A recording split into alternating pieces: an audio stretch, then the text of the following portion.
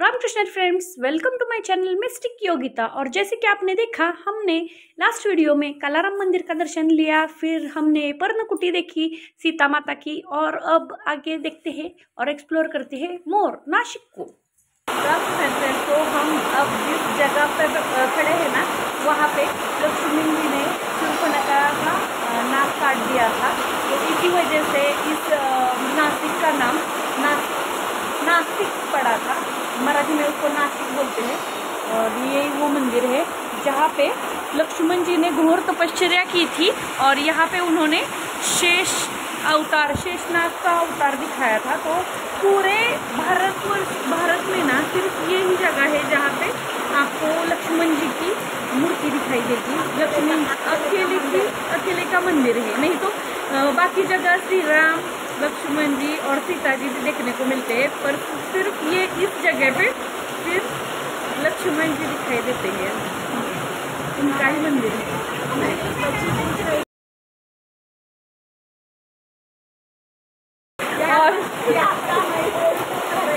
और वो भी कह रही है कि शूर्पणखा का नाक कहाँ पे है, अब कहाँ से दिखाऊं उसको नाक, देखो। और यहाँ पे बारिश शुरू हो चुकी है, बहुत बारिश है, फिर भी हमने एक ऑटो ली है ना, और वो जो ऑटो वाले अंकल हैं वो सारी इन्फॉर्मेशन दे रहे हैं हमें। तो देखते हैं, बारिश है इसलिए रुके हुए हैं यहाँ पे।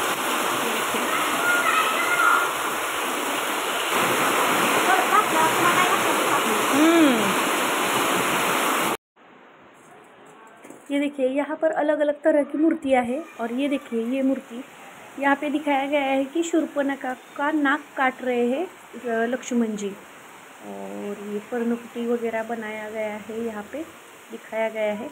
और ये देखिए, लक्ष्मण जी का शेष अवतार यहाँ पर लिखा भी है।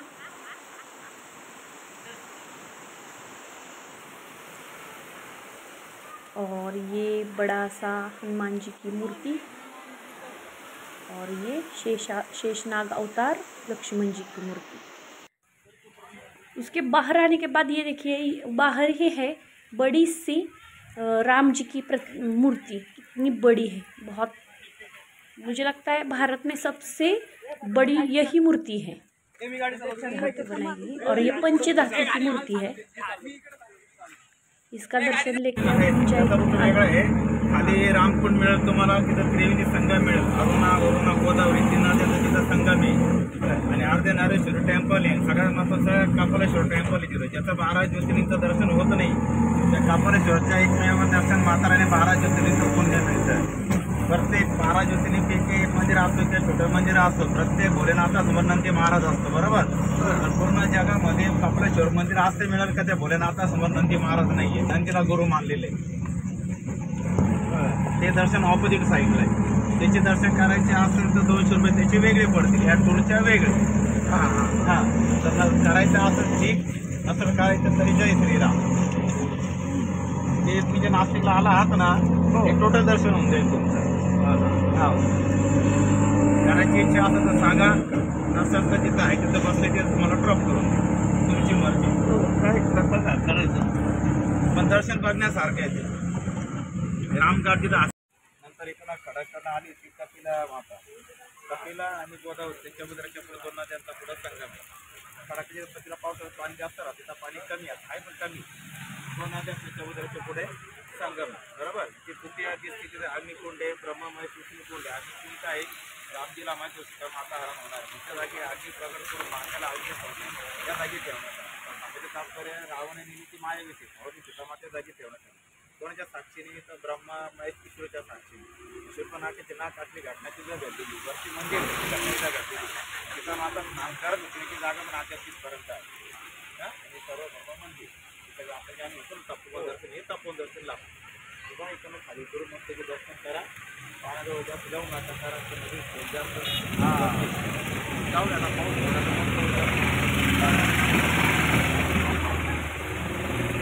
ओवी। रामकृष्ण फ्रेंड्स, तो अभी आप ये देख रहे हो ना, ये गोदावरी नदी है, और वहाँ से कपिला नदी आई हुई है उस तरफ से, और वहाँ पे उन दोनों नदियों का संगम हुआ है।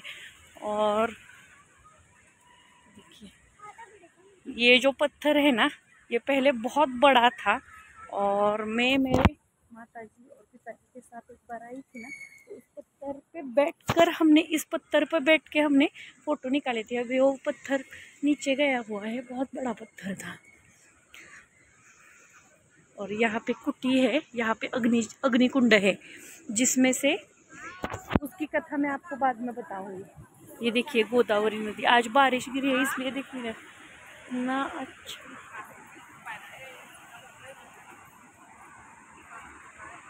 यहाँ से आ रही है गोदावरी नदी।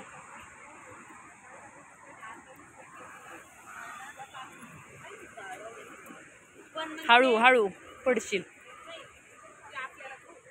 और ये जो आई है, ये देखिए यहाँ से ये कपिला नदी है। देखिए ये जो नदी है यहाँ से आई थी।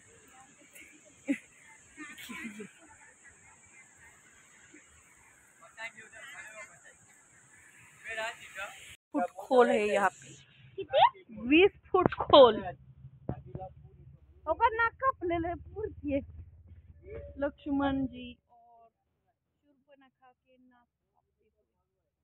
ये यहाँ पे पहले अग्निकुंड हुआ करता था। कपिला नदी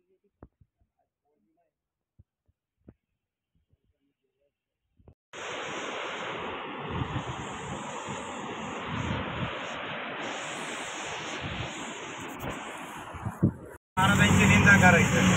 आता भोलेनाथाला क्रोध आल्यानंतर त्यांनी त्यांच्याच अस्त्राने ब्रह्मदेवाची एक हत्या केली, म्हणजे एक मुंडन छाटलं, ते पडलं तिथं कमळच्या टेकडीजवळ, बरोबर। मग त्यांना ब्रह्मा त्याचं पातक लागलं, कोणाला? भोलेनाथ महाराजांना।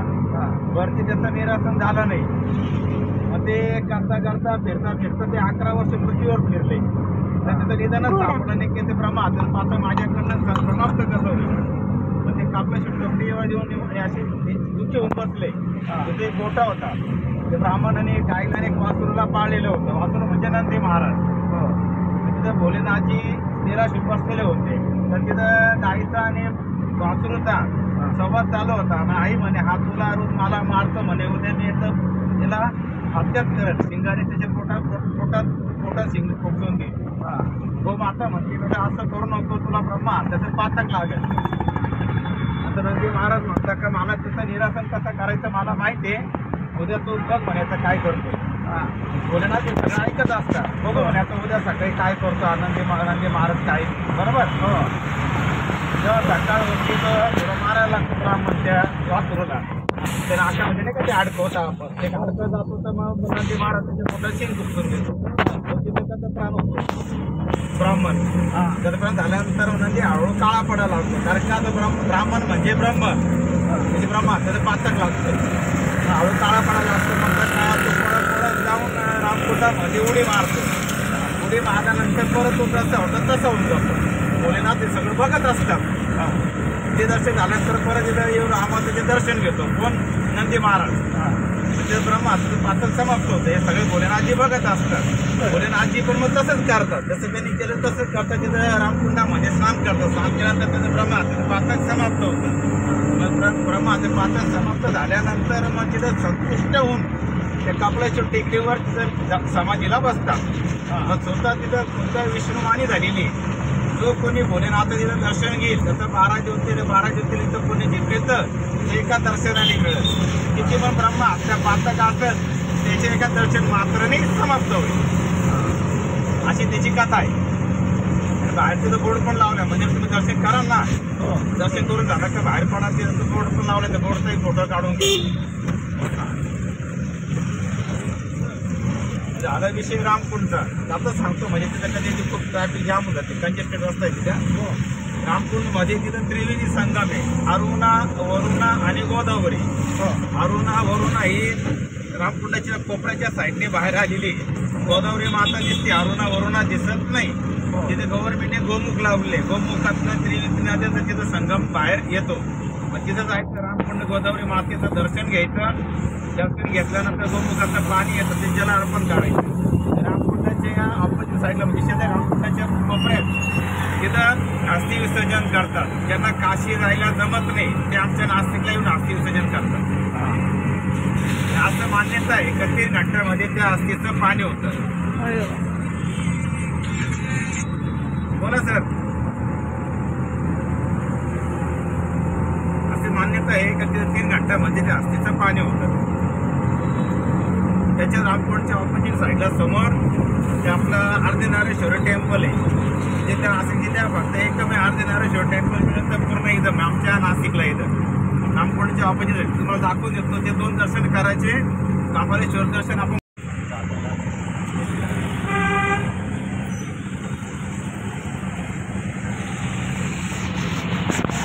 दरवेळेस पाणी थोडं जरी आला जास्त तेव्हा किती कुटुंब भरून गेले बघा.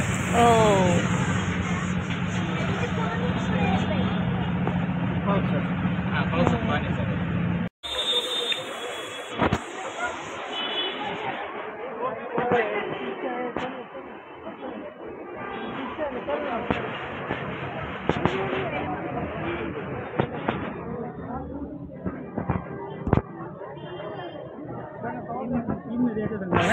गोदावरी मैया की जय. रामकुंड रामकुंड काळाराम म्हणजे रामकुंड ते एकदा जी गोदावरी माता स्मृतीश्वर राहिली असताना ते गोमुखातनं पाणी आलंय ना, खाली मोटर लावलेली, खालून वरुणा गुप्त आली खालून वरती. गोमुखातनं जल अर्पण होतंय ना, तिथं जल अर्पण करायचं. तिथं त्रिवेणी संगम आहे, वरुणा आणि गोदावरी.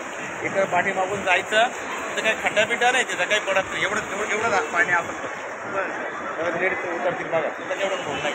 फक्त या साईडला इकडे आहे जिथं मोठं कुंड आहे. इथून फक्त 3 पाया सोडलं तर मोठं कुंड आहे. ते गेले तरी चालत. आणि अस्थि विसर्जन त्यांना काशी जायला जमत नाही ते आमच्या नाशिकला येऊन अस्थि विसर्जन करतात. काशीचं पुण्य आमच्या नाशिकला मिळतं. म्हणजे लोक काशीला नाही होत ते अस्थि विसर्जन करतात. जसे क्रियाविधी तरी पूर्ण घाटची करतात. घाट ही पूर्ण हा इथे टोटल जशी क्रियाविधी भरलेला असतो. कंटिन्यू इथं शिंडी आहे.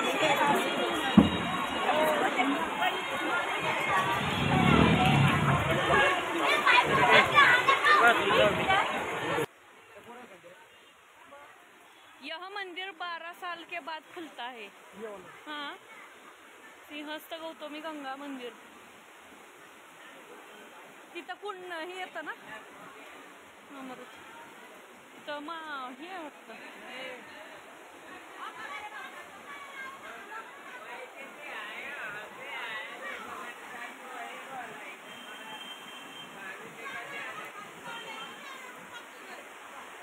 मामा ने भांजी को उठाया और लेके जा रहा है अभी पानी में से.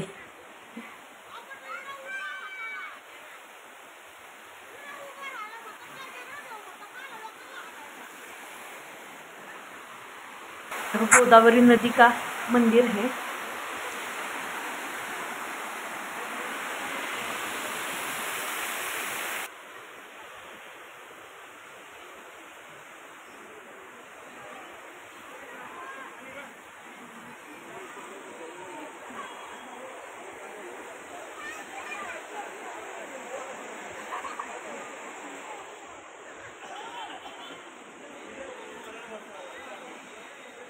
आता नाही ना गाडी.